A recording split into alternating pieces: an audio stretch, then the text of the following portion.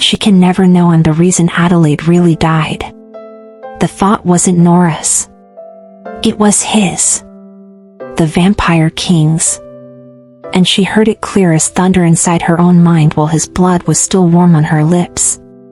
Nora Ashford pulled away from Thorne Ravencross's wrist, her mother's killer's blood dripping down her chin, and realized three things at once. 1. She was trapped in a mansion with a monster. 2. The monster was connected to her dying mother's last words. And 3. She'd just drunk his blood to survive, which meant whatever he'd done, whatever he was hiding, she was now bound to him by magic she didn't understand. You killed my mother. Her voice cracked when she said it. Thorne's silver eyes went wide. Then something darker. Guilt. But that moment, that devastating revelation, didn't start in this crumbling mansion with blood on marble floors and secrets buried in portraits. It started 48 hours earlier, in a cemetery in Charleston, South Carolina, where Nora buried the only person she'd ever loved with $63 to her name in a photograph that would destroy everything she thought she knew about her life. The blood hit the marble floor before Nora even realized she was falling. One moment she was standing in the grand entrance of Ravencross Estate, fists clenched and heart pounding with rage. The next, her knees buckled and warm liquid poured from her nose, dripping down her chin in thick crimson streams. The chandelier above her spun like a carousel of broken stars. Cold hands caught her before she cracked her skull open. You're dying faster than I calculated. The voice was smooth, ancient, and inside her head. Nora's vision blurred as she looked up into eyes the color of frozen silver. The man from the photograph. The man who shouldn't exist. Thorne Ravencross held her like she weighed nothing, his pale face expressionless, but those eyes burned with something she couldn't name. Recognition. Hunger. Regret. Get out of my head, Nora tried to say, but her mouth wouldn't work. The world went black. 48 hours earlier, Nora had stood in a cemetery in Charleston, South Carolina, watching them lower her mother into the ground. The casket was cheap pine. The flowers were grocery store carnations. 6 people attended. Adelaide Ashford had spent 23 years working herself to death, and this was her reward. A hole in the ground and a daughter with $63 to her name. The doctors said heart attack. Sudden. Painless. Nora knew they were lying. Her mother had clutched her hand in the hospital, eyes wide with terror, and whispered 4 words before the monitor flatlined. Don't go to him. Nora didn't know who him was. Not until she found the lockbox. It was hidden under the floorboards of their apartment, beneath her mother's bed. Inside was a single photograph that made Nora's stomach drop. Her mother, young and beautiful, wearing a white dress Nora had never seen. Beside her stood a man so striking he didn't look real. Pale skin. Sharp cheekbones. Silver eyes that seemed to glow even in the faded photo. Behind them loomed the Ravencross Estate, the mansion every local whispered about but no one dared approach. On the back, in her mother's handwriting, "Forgive me, Nora. He was supposed to protect you." Nora's hands shook as she flipped the photo over and over. Her mother had been there. The one place she'd forbidden Nora from going her entire life. The one place that didn't make sense because according to public records, Thorne Ravencross had owned that estate for over 150 years. Impossible. Unless the rumors were true. Nora packed the photo, grabbed the only weapon she owned, a kitchen knife, and walked 3 miles in the rain to the edge of town where the iron gates stood like black teeth. She didn't knock. The gates opened on their own. The mansion swallowed her whole. Marble floors. Vaulted ceilings. Chandeliers dripping crystal tears. Every surface gleamed, but the air felt thick, like walking through water. At the top of the grand staircase stood the man from the photograph. Unchanged. Unaged. Impossible. You shouldn't have come here. His voice was a low rumble that vibrated in her chest. He descended the stairs with the grace of something predatory, something that had learned to mimic human movement but never quite perfected it. Nora pulled out the photograph with shaking hands. Why is my mother's photo in your mansion? Thorne stopped 3 steps above her. For a long moment, he just stared at the picture. Then his silver eyes lifted to her face, and Nora saw grief so raw it nearly knocked her backward. He turned without a word and gestured to the wall. Nora's breath caught. There, in a massive gilded frame, was a portrait of her mother. Oil-painted. Breathtaking. Adelaide wore a gown fit for royalty, her dark hair cascading over bare shoulders, her expression serene. Beneath the portrait, a gold plaque read, Adelaide Ashford. The one who gave everything. Nora's vision swam. What is this? What did you do to her? Thorne's jaw tightened. Your mother made a deal with me 23 years ago. A blood bargain. Nora's hand went to the knife in her jacket. You're insane. Am I? He moved faster than her eyes could track. One moment he was on the stairs. The next, he stood inches away, towering over her. Nora stumbled back, and that's when she saw it. In the mirror-paneled hallway behind him, her reflection stared back at her. But something was wrong. Dark veins spiderwebbed beneath the skin of her neck, pulsing faintly with an unnatural silver glow. She pressed her fingers to her throat. Felt nothing. But in the mirror, the veins spread like cracks in porcelain. What's happening to me? Thorne's expression didn't change, but his voice softened. Come with me. He led her to a room off the main hall. Inside was a nursery frozen in time. A white crib. Yellowed baby clothes in vacuum-sealed bags. And on a desk, a stack of medical documents. Nora's hands trembled as she picked up the top page. Her name. Her birth date. Diagnosis, terminal blood disorder. Prognosis, death within 6 months. She looked up at Thorne, tears burning her eyes. I don't understand. Your mother came to me when you were dying. The human doctors had given up. She begged me to save you. And you did? Thorne's silver eyes locked on hers. I gave you my blood. It bonded your life to mine. In exchange, your mother promised to return to me when you turned 23. She would become my consort. My eternal companion. It was the only way to balance the magic. Nora's world tilted. You were lying.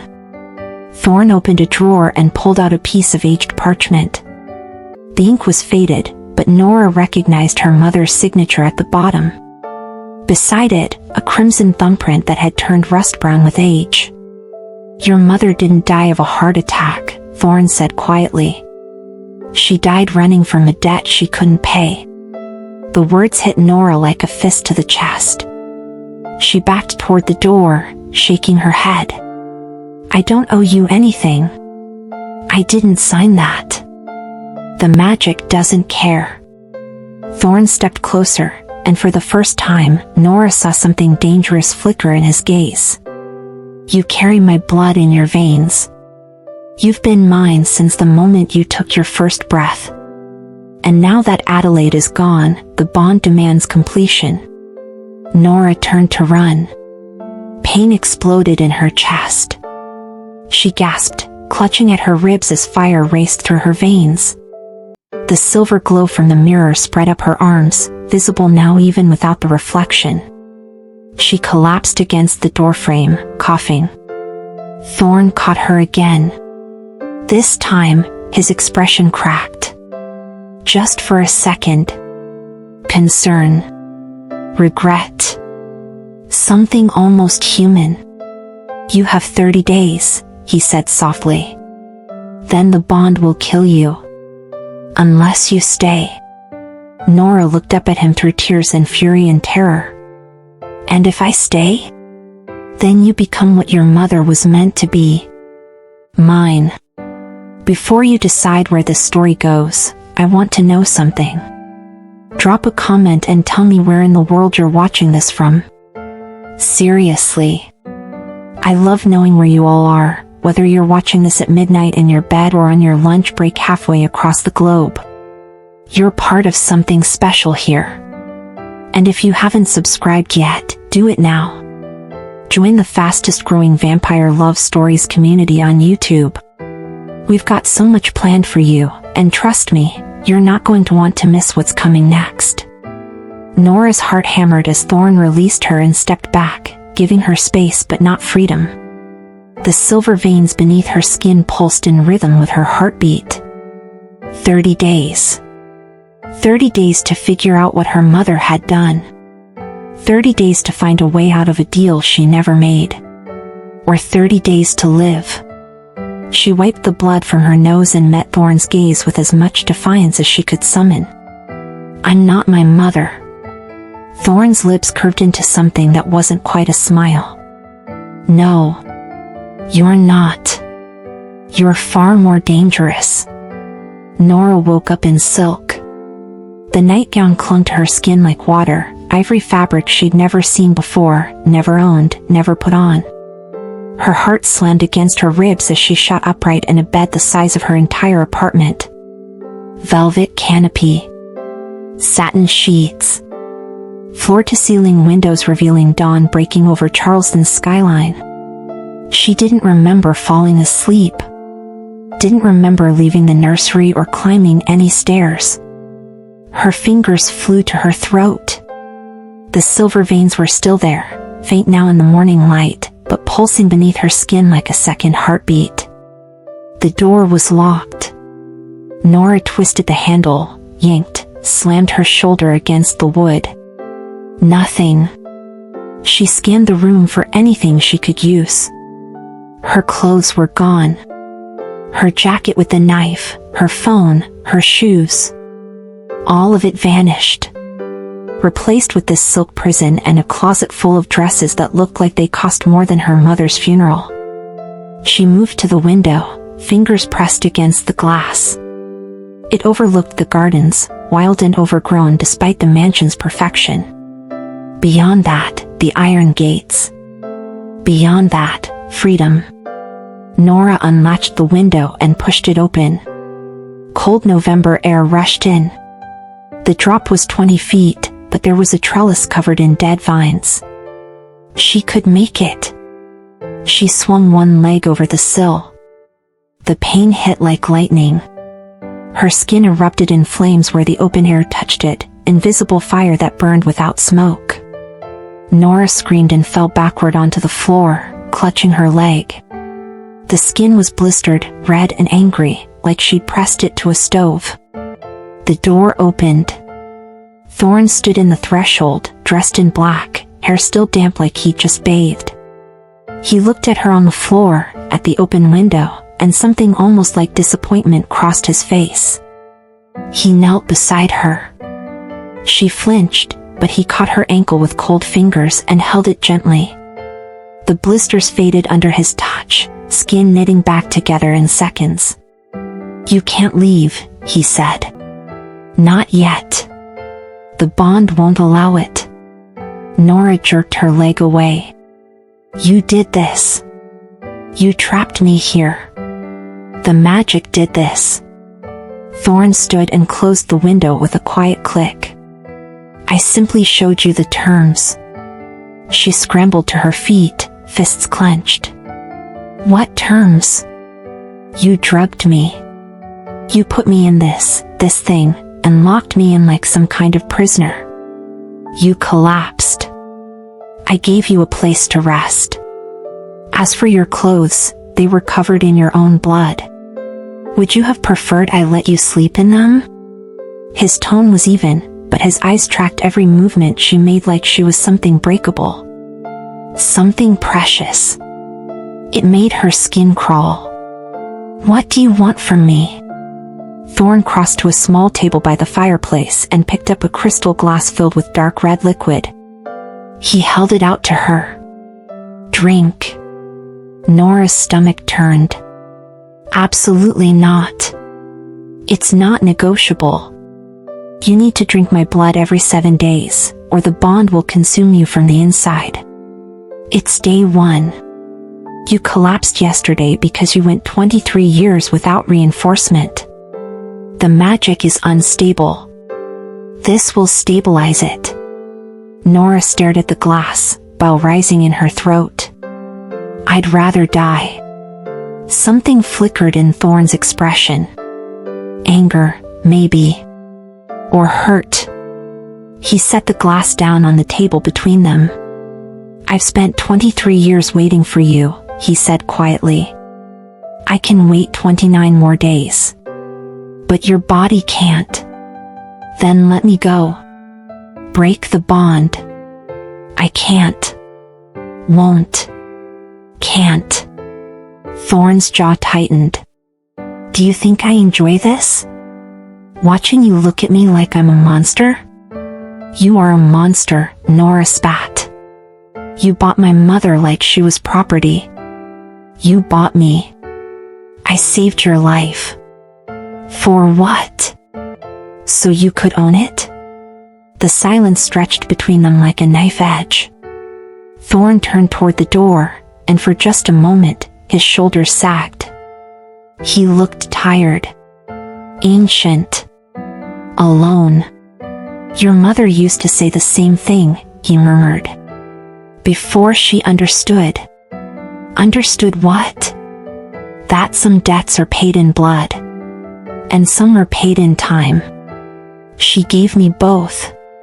He left, locking the door behind him. Nora stared at the glass of blood on the table.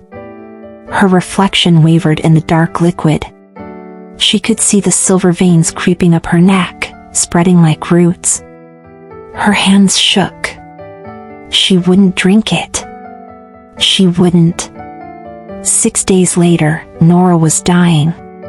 Her body convulsed on the bathroom floor, blood pouring from her nose, her ears, the corners of her eyes.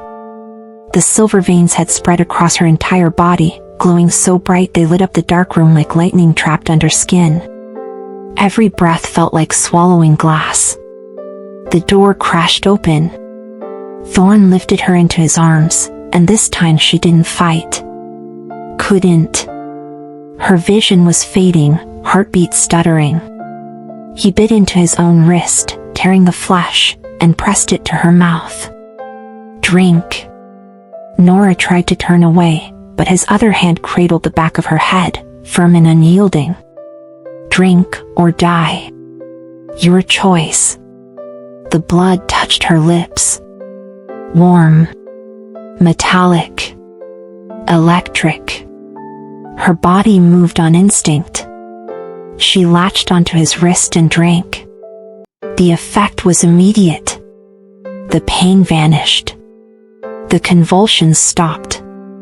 Warmth flooded her veins, chasing away the cold, and for the first time in 6 days, Nora could breathe. But something else came with it. Thoughts that weren't hers. Emotions she didn't feel. A hunger so deep and vast it had no bottom. Thorn's hunger. She gasped and pulled away, blood staining her lips. Their eyes met, and the air between them crackled with something dangerous. His hand was still in her hair. Her fingers still gripped his arm. And then she heard it. Clear as a bell. His voice in her head, unguarded for just a fraction of a second. "She can never know I'm the reason Adelaide really died." Nora's blood ran cold. "So here's my question for you. Should Nora trust Thorn, or should she run the second she gets the chance? Drop your answer in the comments because I'm dying to know what you think. And if you're loving this story, hit that subscribe button and join our community. We're just getting started, and you're not going to believe where this goes next." Nora shoved Thorn away with strength that shouldn't have been possible. "You killed my mother. Her voice came out raw, broken, but the words hit like bullets. Thorne stumbled back, shock flashing across his face before the mask slammed down again. His wrist was already healing, the torn flesh knitting together in seconds. "You don't know what you're talking about." "I heard you." Nora wiped the blood from her mouth with shaking hands. "I heard your thoughts. You said you're the reason she died." Thorne's silver eyes went cold. "The bond allows you to hear surface thoughts when the blood is fresh. You heard fragments, not truth." "Then tell me the truth." "No." The word was final. Absolute. He turned toward the door. Nora's rage ignited. "You don't get to walk away from this. You don't get to lock me in here and feed me your blood and keep me in the dark about what you did to her." Thorne stopped, his hand on the doorframe. His knuckles were white. "I gave your mother 23 years she wouldn't have had otherwise. I gave you a life. That's all you need to know." He left. This time, he didn't lock the door. Nora waited until his footsteps faded down the hall. Then she moved. The bond might trap her inside the estate, but Thorne had made a mistake. He'd assumed she'd stay in her room like a good little prisoner. He didn't know that Nora had spent her childhood breaking into places she didn't belong, finding ways to survive when the world said no. The mansion was a labyrinth, but Nora had 6 days of watching, listening, learning. She knew which floorboards creaked, which hallways Thorne avoided, which doors were locked and which only looked locked. She found the library on the 3rd floor, hidden behind a painting of a woman who looked hauntingly familiar. The room was small, lined floor to ceiling with books that smelled like leather and dust and time. A desk sat in the corner, covered in papers written in languages Nora didn't recognize. And there, on the far wall, was her mother's portrait. Smaller than the one downstairs. More intimate. Adelaide smiled in this one, her hand resting over her heart. Nora approached it slowly, tears blurring her vision. "Why didn't you tell me?" Her fingers traced the edge of the frame. It shifted. Nora froze. She pressed harder, and the frame swung outward on hidden hinges, revealing a hollow space in the wall. Inside was a leather-bound journal, worn and stained. Her mother's handwriting covered the first page. "If you're reading this, I'm already gone. And I'm so sorry." Nora sank into the chair, hands trembling as she turned the pages. Dates. Entries spanning 23 years. Her mother had been coming to this mansion every month. Every single month since Nora was born. June 14th, gave blood today. Thorne says Nora is thriving. I saw her school photo on his desk. He's been watching over her from a distance, just like he promised. I don't know if I should be comforted or terrified. December 3rd. He asked about her again. What she likes. What makes her laugh. I told him she loves thunderstorms and old movies. He smiled. I didn't know he could smile. It breaks my heart every time. March 22nd. I'm getting weaker. The monthly payments are taking more than they used to. He notices. Offered to reduce the frequency. I said no. A deal is a deal. But God, I'm tired. Nora's tears fell onto the pages, smudging ink that was decades old. Her mother had been suffering for years, bleeding herself dry to keep Nora safe. She flipped toward the end. One entry made her heart stop. September 8th. He's not the monster I thought. But I can never let Nora know the truth about her father. The room spun. Nora stood, stumbling to the mirror on the wall. Her reflection stared back, but something was different. Her eyes. They'd always been dark brown, just like Adelaide's. But now, in the lamplight, silver fractured through the irises like breaking glass.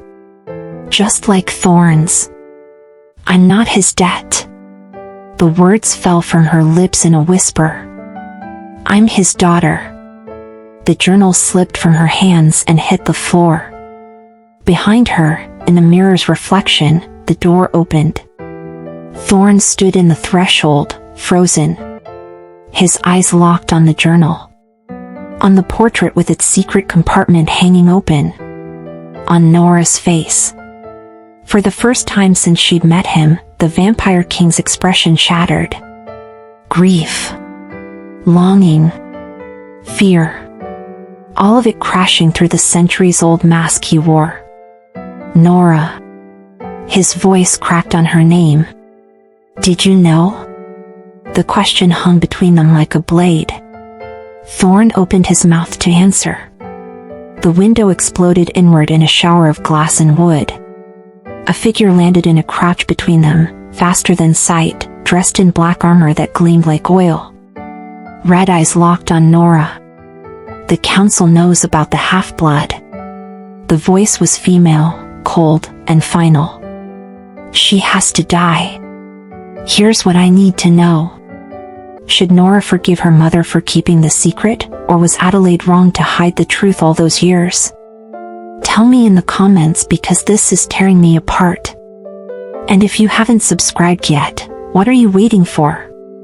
This story is about to go completely off the rails, and you're going to want to be here for every second of it.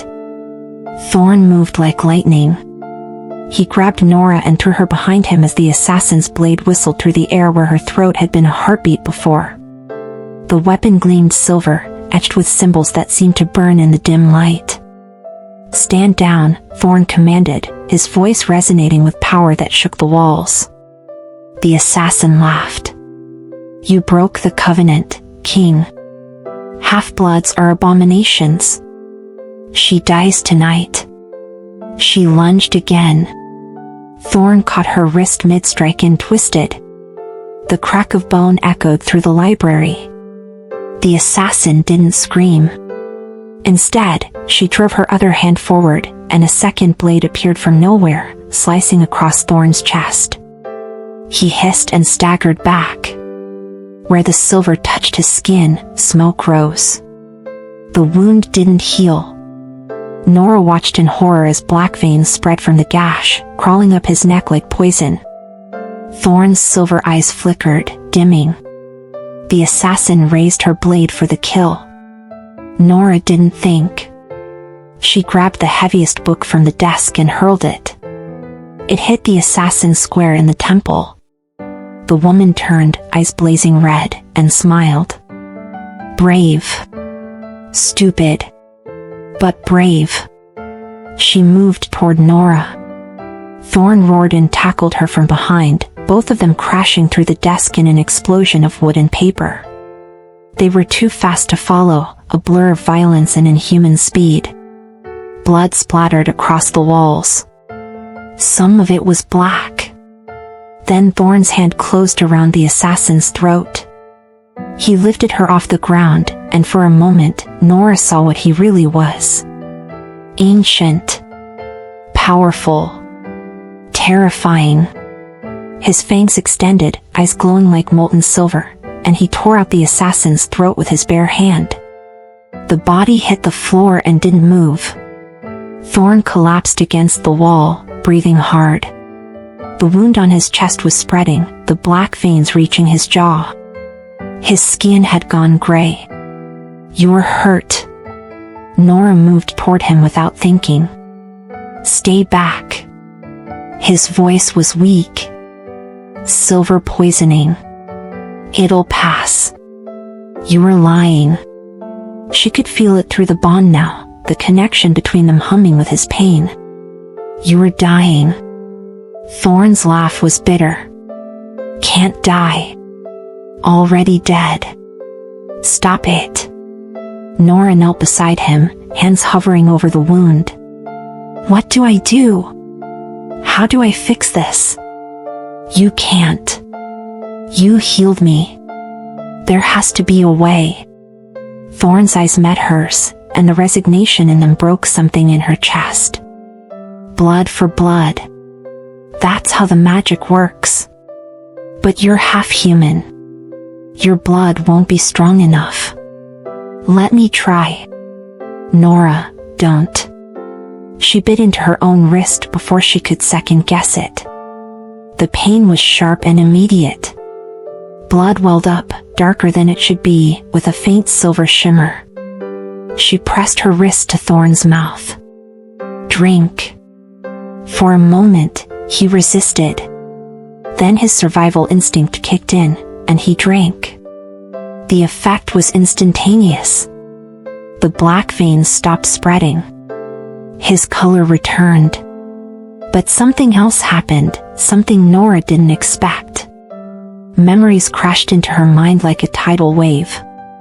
She saw Adelaide, young and desperate, cradling a dying infant. Saw Thorn cutting his palm and letting blood drip into the baby's mouth. Saw the bond forming, golden threads weaving between three souls. Then the memory shifted. Adelaide, older now, entering the mansion. Thorn's face lighting up when he saw her. The two of them talking, laughing, his hand covering hers on the table. And then the final memory.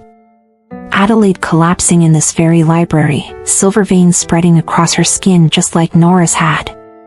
Thorn catching her, panic in his eyes. The bond, Adelaide gasped. It's changed. It's pulling from me instead of her. I'll break it, Thorn said desperately. I'll find a way. You can't. Adelaide's smile was sad. She carries your blood, Thorn. Your daughter. The magic knows. It's trying to complete what we started. Then I'll stop it. I'll reverse the bargain. It's too late. I can feel it. When she turns 23, the bond will demand balance. It'll take what's owed. Thorn's hands shook as he held her. Then I won't let her turn 23. I'll find her. I'll protect her. Adelaide touched his face. You knew this might happen. We both did. I thought I had more time. You wanted to meet her. That's why you didn't break it years ago. Thorn's expression crumbled. Yes. The memory faded. Nora jerked her wrist away, stumbling backward. Her whole body shook. You knew. Her voice came out strangled. You knew the bond would kill her and you let it happen. Thorn's eyes were haunted. I thought I could break it. I was wrong. And I was selfish. Because I wanted to meet you. She died in a hospital alone because you wanted to play father? She died because I loved her. And I wanted to know if I could love you too. The words hit like a slap. Nora backed toward the door, tears streaming down her face. You're a monster. I know. She ran. Down the hallway, down the stairs, toward the front door and the gates beyond. Her mother had died for nothing. Died so a vampire could satisfy his curiosity. Died so Nora could be chained to a creature who valued his own desires over human life. She reached the door and grabbed the handle. The bond snapped tight like a leash around her throat. Nora screamed as invisible chains yanked her backward, dragging her to her knees. The pain was blinding, white-hot, burning through every nerve. She couldn't leave. Even now. Even knowing everything. When the pain faded, she looked up. A woman stood on the other side of the iron gates. Tall, regal, with bone-white hair and eyes like black diamonds. She wore crimson robes that moved like liquid, and power radiated from her in waves that made the air shimmer. Seraphine Draven. Thorn's voice came from behind Nora, hoarse. Council Queen. The woman's smile was cold and beautiful. Hello, old friend. I see you've been keeping secrets. She looked at Nora, and it felt like being dissected. You have two choices, half-blood. Kill your father and join us. Or die with him at dawn. So let me ask you something, and I want you to really think about it. If you were Nora, what would you choose? Your father who let your mother die, or your own survival? Drop your answer in the comments because I genuinely need to know what you would do. And listen, if this story is messing with your head in the best way, hit subscribe right now. Join our community. We're building something incredible here, and you're part of it. Don't miss what happens next. Nora woke up in chains. Not metaphorical ones. Real iron, blessed with something that burned her skin where the metal touched.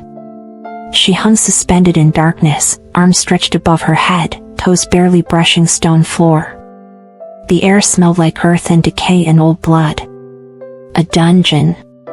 Beneath the mansion. She'd never known it existed. Across from her, chained to the opposite wall, was Thorn. His head hung forward, dark hair covering his face. Blood dripped from his wrists where the silver-lined shackles cut into flesh that wouldn't heal. He lifted his head slowly, and their eyes met. His face was gaunt, drained.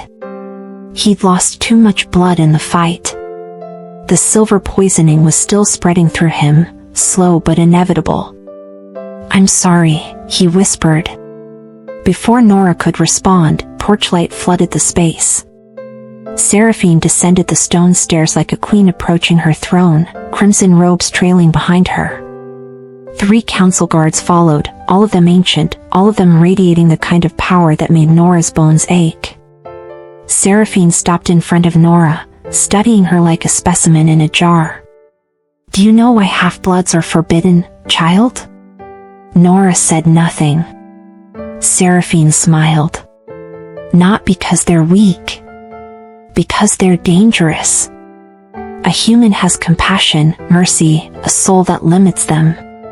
A vampire has power, immortality, but is bound by the laws of our blood. A half-blood has both. And neither. She reached out and tilted Nora's chin up. You could become stronger than any pure vampire in existence. Strong enough to overthrow the council. Strong enough to rewrite every law we've spent millennia building. Then why not just kill me?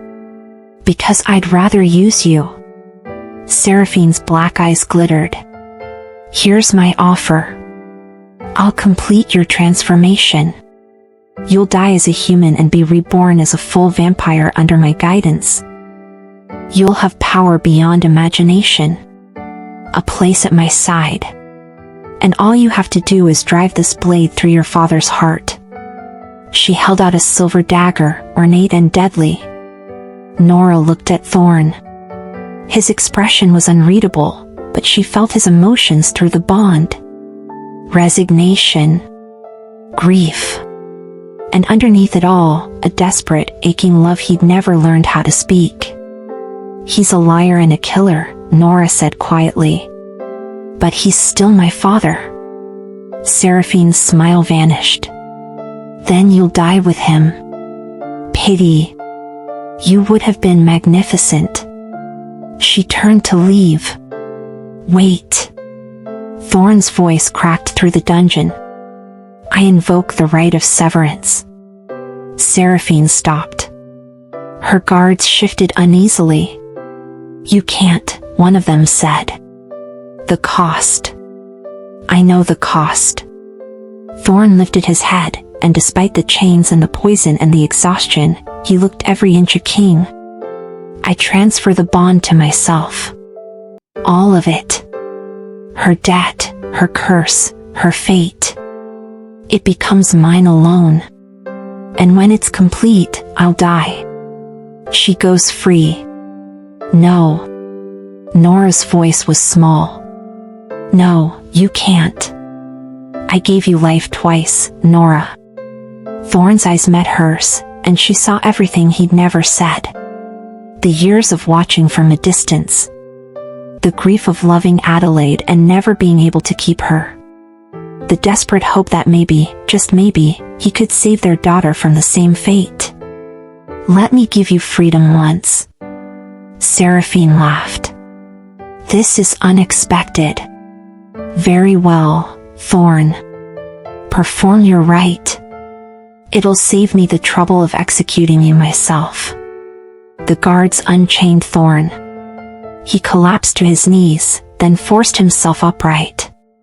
He pulled a shard of glass from his pocket, something he must have hidden from the library fight, and cut his palm deep. Then he began to chant in a language older than Latin, older than human memory. The air pressure dropped. Nora's ears popped. The torches flickered and went out, plunging them into darkness except for the glow of Thorn's blood, which began to rise from his palm like smoke. Above them, through cracks in the ceiling, Nora could see the sky. A blood moon was rising, massive and red. The mansion trembled. Stone dust rained down. Magic crackled through the air like electricity before a lightning strike. Thorn's blood smoke drifted across the space and wrapped around Nora like ribbons. Where it touched her, the chains burned brighter. She screamed as the bond began to pull, dragging something essential out of her chest and funneling it into Thorn. He was taking it all. The curse. The debt. The magic that had kept her alive and was now killing her. Thorn's body convulsed. Black veins spread across his skin. His eyes rolled back. He was absorbing 23 years of accumulated power and poison all at once. Then something went wrong. The blood smoke stopped flowing. The magic stuttered, sparking like a broken wire. Thorn's eyes snapped open, confusion and horror crossing his face. "It's rejecting the transfer," one of the guards breathed. Nora felt it. Her hybrid blood, half human and half vampire, wasn't following the rules. It wasn't obeying the ancient magic. Instead, it was fighting back. The bond didn't transfer. It shattered. Nora screamed as chains of golden light exploded outward from her chest, blasting apart the iron shackles, cracking the stone walls. Power flooded her body, raw and unstoppable. Every cell ignited. Her bones reshaped. Her senses expanded until she could hear heartbeats 3 floors above, could smell blood from miles away, could see in perfect clarity despite the darkness. Her eyes burned. She felt her canines extend, sharper than any blade. When she looked down at her hands, silver light pulsed beneath her skin, brighter than the moon above. The transformation wasn't slow. It was violent. Absolute. She wasn't dying and being reborn. She was evolving.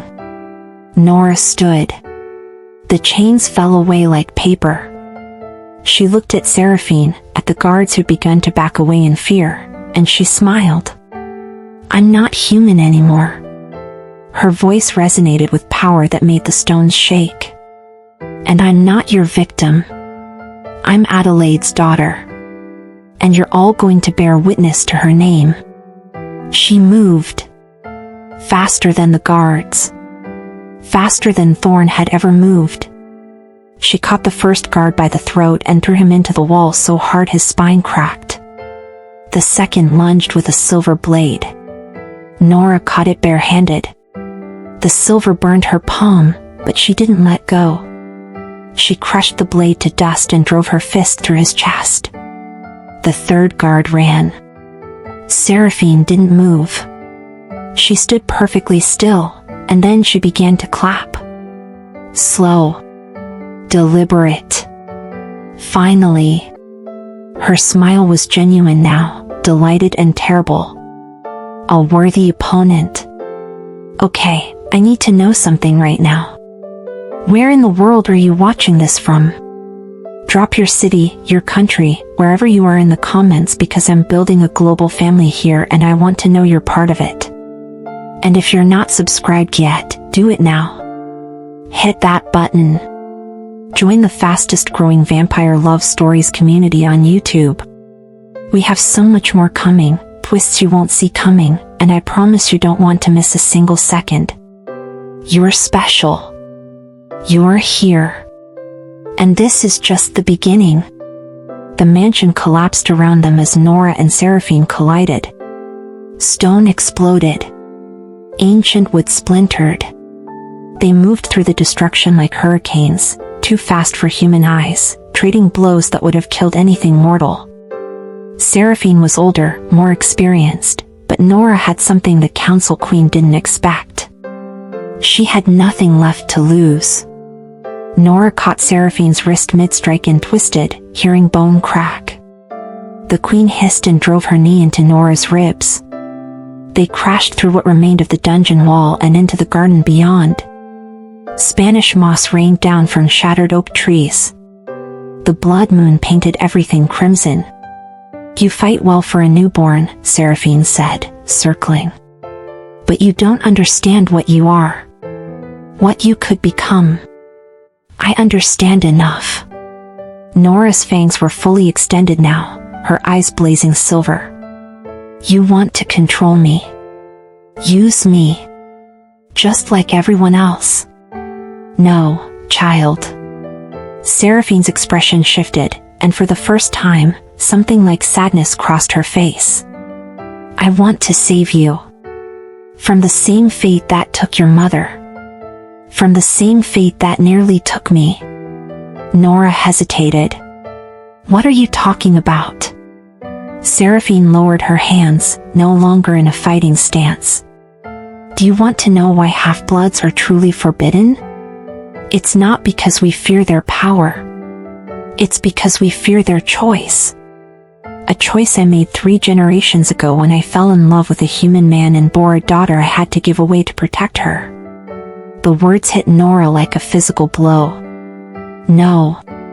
Her name was Adelaide. Seraphine's voice cracked. And I am your grandmother. The world stopped spinning. Nora stared at this ancient vampire queen, searching her face for any resemblance to the woman who'd raised her. And there, in the curve of her jaw, the set of her shoulders, she saw it. Adelaide's strength. Adelaide's grace. You were lying. I gave her up when she was 3 days old. Left her at a church with humans who could give her a normal life. Seraphine's black eyes glistened. Because the council would have killed her the moment they discovered what she was. Just like they'll kill you if you don't join us. Behind them, Thorn had dragged himself from the ruins. Blood poured from wounds that still wouldn't heal. He collapsed against a fallen column, barely conscious, but his eyes were locked on Nora. She felt his anguish through the shattered bond. He hadn't known. None of them had known. You let her suffer, Nora said, rage building again. She worked herself to death. She died alone in a hospital. And you did nothing. I did everything. Seraphine's composure finally broke. I watched over her for 46 years. Every job she got, I arranged. Every time she couldn't pay rent, anonymous money appeared. When she came to Thorn desperate to save you, I'm the one who told her where to find him. Why didn't you just help her yourself? Because I was Council Queen. Bound by laws older than countries. If I'd claimed her publicly, they would have executed us both. Seraphine stepped closer. So I did what I thought would save her. I pointed her toward the one vampire I trusted. The one vampire who understood what it meant to love a human. She looked at Thorn, and something unspoken passed between them. Your mother was half-blood, Seraphine continued, turning back to Nora. And so are you. 3 generations of women who shouldn't exist. 3 generations of impossible choices. What happened to my grandfather? Nora's voice was barely a whisper. He died 3 months after Adelaide was born. Hunters found us. Killed him for loving a vampire. Seraphine's expression hardened. That's when I learned that love between our kinds only ends in death. So I made sure Adelaide never knew the truth. Never knew me. I thought it would keep her safe. But it didn't, Nora said. No. It didn't. And I've lived with that failure for 23 years.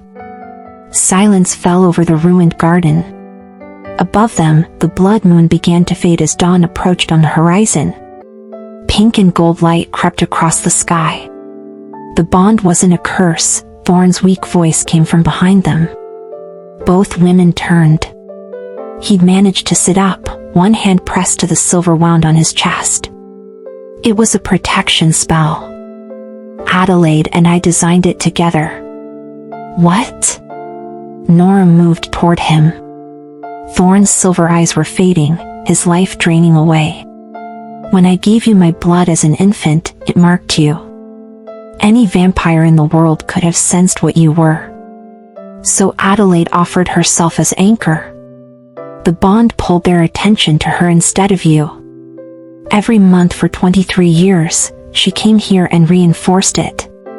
Keeping you hidden. Keeping you safe. Tears streamed down Nora's face.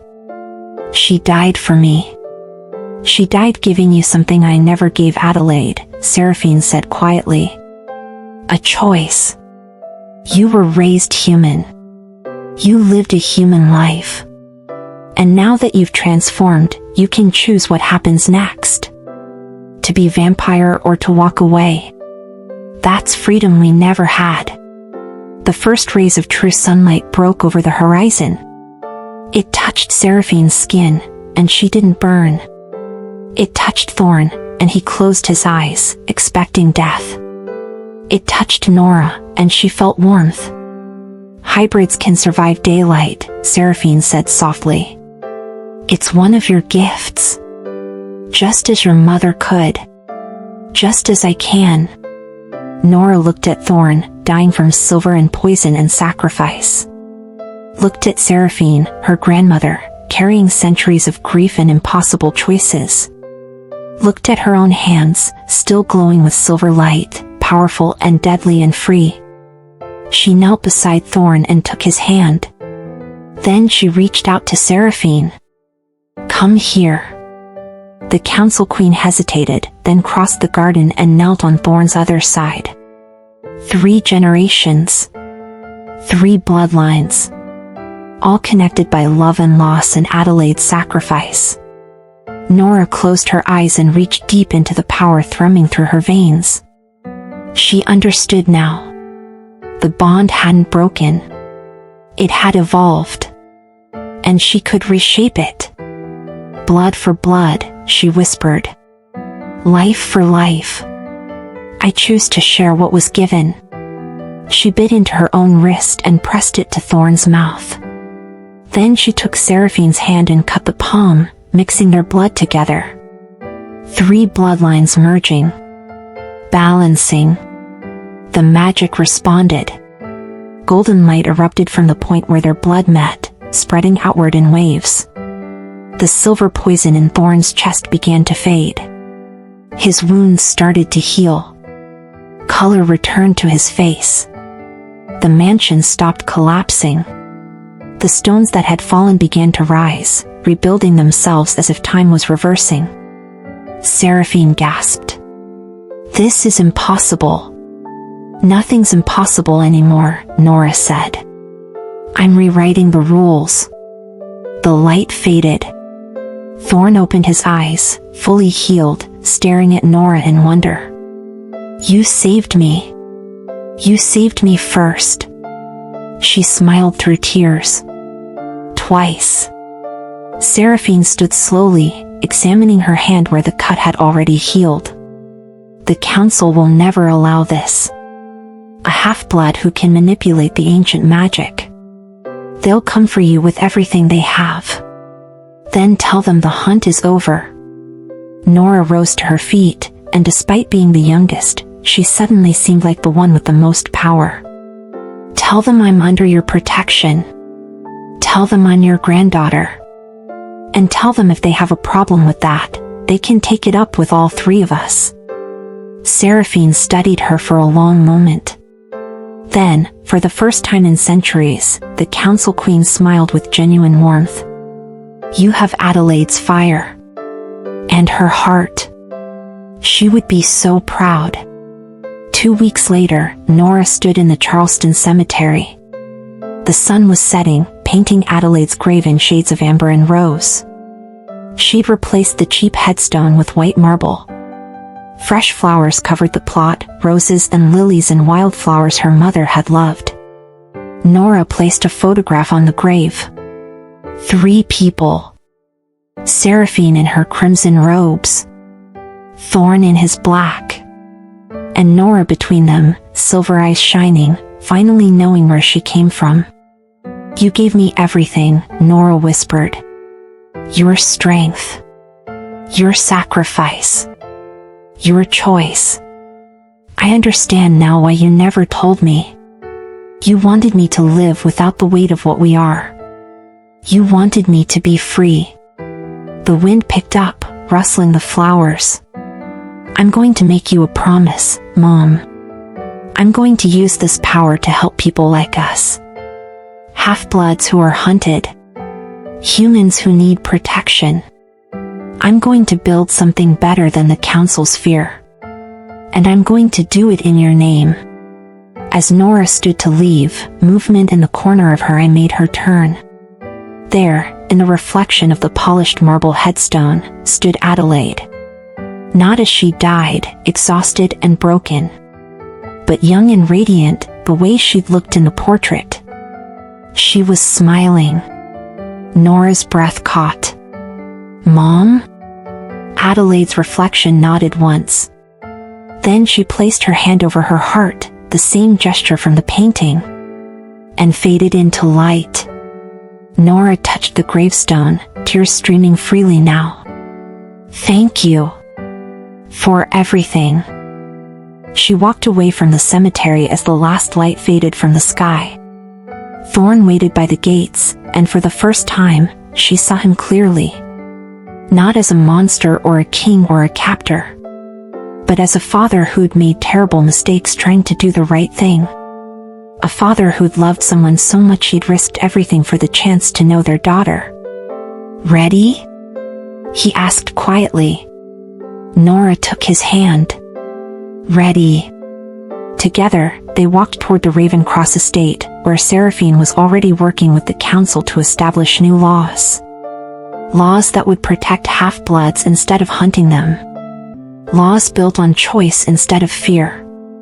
As they crossed beneath the iron gates, Nora looked back one last time at the city lights of Charleston spreading below. "My mother gave me life," she said softly. "My father gave me power. But I gave myself a choice. And that's the greatest magic of all. Before we go, I want you to know something. You're part of this family now. Everyone who's watched, commented, subscribed, been on this journey with Nora. You're part of our community, and we're just getting started. We have so many more stories planned, so many more impossible romances and devastating choices and characters who will break your heart and put it back together. Hit that subscribe button if you haven't already. Join us. Be part of something special. Because just like Nora, you have a choice.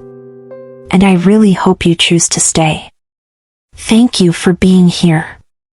Thank you for believing in these stories. And I can't wait to see you in the next one.